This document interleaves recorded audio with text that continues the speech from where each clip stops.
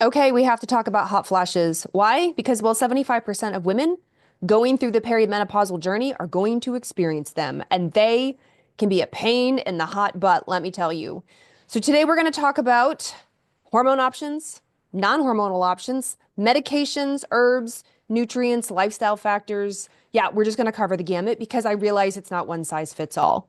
Hi, my name is Dr. Carrie Jones. You're going to want to hit that subscribe button because I know hormones can feel like herding cats. That's why you have hot flashes, or you're trying to prevent hot flashes. And I'm here to help. Let's dive in first on lifestyle factors.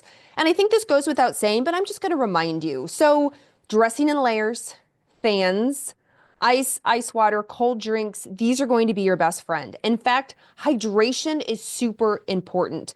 Hot flashes are a thermoregulatory sort of dysfunction going on in your brain. Hormones drop down, in particular, estrogen, estradiol is the potent one. When it changes, the temperature center in your brain, kind of like a thermostat on your wall or the app on your phone, freaks out and goes, oh my gosh, we have to adjust. And often it comes forward as a hot flash, and in more so, I could say, even a night sweat, or you'll just start sweating or steaming, right? You'll just feel like from the core out, you're just sort of burning up. They can happen occasionally. They can happen multiple times through the day and through the night. So doing those lifestyle factors, cold things, hydration, super important. Speaking of drinks, be careful of caffeine, be careful of spicy stuff in the food, be careful of hot drinks, anything that's going to warm you up from the inside out. Hot baths, hot showers, you may find is a big trigger. So you want to avoid those. Now, one of the big ways that we know to really help prevent and stop hot flashes is hormone therapy. In particular, we're looking at estrogen therapy. Most women start to develop hot flashes when their estradiol starts to drop down. When it's bouncing down, their hot flash number tends to go up. This is not the case for all women. Some women do notice that when progesterone drops down, their hot flashes increase. So somewhere between taking progesterone or taking estradiol and progesterone is probably going to be your best friend. Now, let's say you can't or you don't want to. That's not an option for you. Thankfully, there are a number of medications for you to consider. Talk with your practitioner about what might work for you. So, for example, the popular medication right now, specifically for hot flashes and night sweats, is called Veoza. There are also, of course, SSRIs or SNRIs, which is in the antidepressant family that has been shown to be helpful for hot flashes. There's other medications such as gabapentin. Now, let's say you're listening to this going, nope, I don't want to do that either. I am not a medication girl. Let me get another option besides lifestyle. So there is mixed review when it comes to nutrients, herbs, vitamins, etc. So I'm going to cover some of the top ones just based on the research that we have. The first and foremost one is probably black cohosh, and you may have heard of it for a long time now. It's on a lot of shelves and a lot of stores, and it claims to really stop all hot flashes. I mean, definitely some women notice a difference and other women notice no difference at all. It's thought to act on your serotonin receptors in your brain, thus helping not only mood, but just that thermoregulatory, your thermostat that's going on up there. So the results are mixed in the research. If you're going to try black cohosh, please buy it from a true herbal company that tests that it is black cohosh. If you just go to a big box store and grab black cohosh, goodness knows what you're going to get. You want to get it from a company that truly understands herbs and does the testing, because you'd be shocked to know how many times that the herb inside isn't quite the herb that they say is on the label. There's a mismatch, or the dosing is completely off, or the strain is off. So make sure you're getting from quality herbal companies. The other one, speaking of herbs, is red clover. Red clover does have sort of what we call phytoestrogen effects. Black cohosh does not have phytoestrogen effects. It is not estrogenic, whereas red clover has some isoflavones in it that are very, very, very, very, very, very, let me keep saying it, very, very mildly estrogenic. So they can bind to receptors and maybe like bump up how you feel from an estrogen standpoint just a little bit.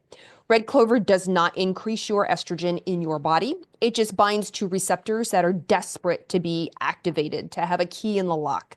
So some women, because they have no keys, they're like zero in the estrogen lab work world, love red clover because it gives them just enough of a bump that it helps reduce their hot flashes and night sweats. Now that leads me to sage. Yes, like the herb, like the spice, like what you might have above your stove in your spice drawer. Sage, though, you can take as a capsule, you can drink as a tea. It's very drying. So sage is another really good one. If you also get the night sweats, you get the steaminess with it. You get just sort of like, perspiration with your hot flashes. So sage is a really great option to help like dry things out and reduce the risk of those hot flashes. Now, another herb that's really popular is called maca. Maca has also been shown, again, in some research, it's helpful-ish. Some women love maca. Some women feel that they do really well when they take maca. Maca is also helpful for stress. It is kind of considered what's known as an adaptogen. It helps improve stress resiliency. Again, it's like you kind of have to try it to know, like, yes, maca works for me, but maybe not.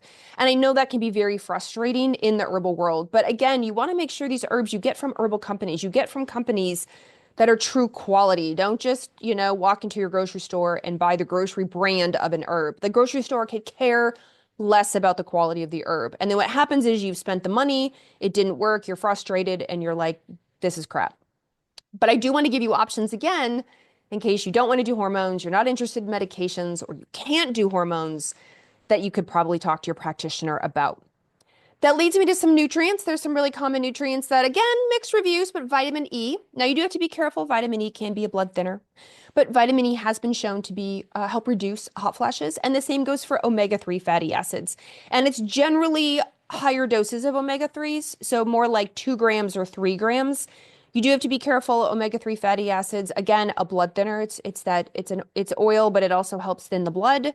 So if you're going in for surgery, if you already have thin blood, if you're on a blood thinner, you got to avoid vitamin E and those high dose omega-3 fatty acids. But talk to your practitioner, have them evaluate if this may be good for you to at least try. But maybe 400 IU of vitamin E might be a good option for you, 2 to 3 grams of omega-3 fatty acids. And obviously, vitamin E and omega-3 fatty acids cover a lot of other things in the health basis. Vitamin E is a potent antioxidant, does a lot in the body, same for omega-3s. Now, I do want to caution omega-3s are in oil. We don't want them to be rancid. So again, quality counts. Whatever company you're buying your omega-3s from, you have to make sure that they're doing third-party independent testing for rancidity and that the omega-3 amount in there is actually like truly in there. I know it sounds crazy, but again, if you're just buying the brand of the grocery store you're in or a very cheap version, or you're buying 1,000 pills in a bottle for $5, guaranteed the quality is crap and you will only make you worse. So let's not do that. Now, moving on into lifestyle factors. Obviously, quality sleep and stress reduction is only going to help reduce hot flashes. Now, sometimes though, those hot flashes are what's keeping you up at night. So what can we do to help get you to sleep better? I have other videos that can be helpful in giving you options and talking you through sleep that you can watch and I can link. But when it comes to stress reduction, again, I mentioned maca. Maca is an adaptogen and may be helpful for stress. But if you're feeling worked up, fight or flight, obviously that's only going to warm your core and it can bring on a hot flash. And lastly, that brings me to mindful-based practices. And that can include even like acupuncture, which you may not think is mindful, but when you're laying there all zen-like with the needles in different points, like mindful-based, plus acupuncture is just great all around. Acupuncture has been really shown through thousands of years to be so helpful to all aspects of the body. So acupuncture is something to consider. Counseling therapy is something to consider, helping you with stress management, going through this transition and everything else that you've got going on. Get it out, talk it through, work through those big T's and little T's for trauma. And then, of course, things like meditation and breath work and journaling, walking, all these mindful-based practices that can really help lower your stress, which then in the long run helps you have a better thermostat up in your brain so you're not triggering hot flashes all the time. So I hope this was helpful. I wanted to give you a number of options: medication, hormones, herbs, nutrients, mindful-based practices when it comes to reducing the risk of hot flashes and night sweats, to be honest. Because like I said, 75% of women experience them. And, mild ones here and there, not a big deal. You've probably experienced them already in your life. Hot flashes truly can happen at any age because of hormone shifts. But we know that they really, really, really kick in as women go through this perimenopausal journey.